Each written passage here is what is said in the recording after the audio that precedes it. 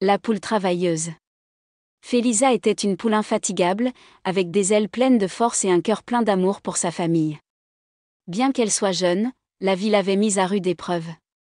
Elle n'avait pas d'argent pour continuer ses études, alors sans réfléchir à deux fois, elle abandonna l'école et chercha un travail pour subvenir aux besoins de sa mère malade et de ses jeunes frères et sœurs.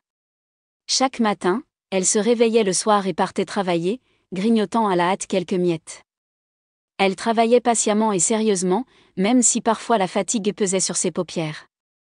Après des heures de dur labeur, elle rentrait à la maison pour s'occuper de sa mère, lui préparant des thés chauds et veillant sur son sommeil.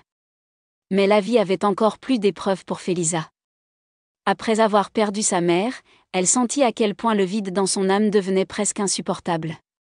Mais au lieu de laisser sa douleur la consumer, elle transforma sa souffrance en motivation.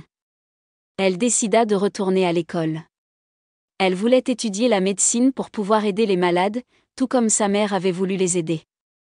Ainsi, pendant la journée, elle travaillait pour gagner sa vie et la nuit, elle étudiait à la lumière d'une petite lampe. Les épées manuelles lui semblaient parfois écrasantes, mais Félisa n'abandonnait pas. À chaque page qu'elle lisait, à chaque examen qu'elle réussissait, son rêve prenait forme.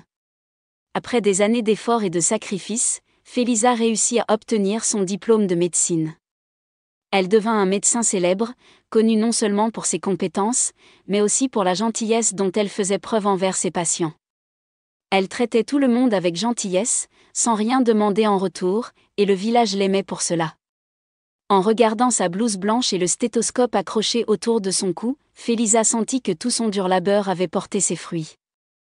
Elle avait compris que peu importe la difficulté des temps, avec détermination et apprentissage, l'avenir pouvait être façonné par ses propres rêves. La fin.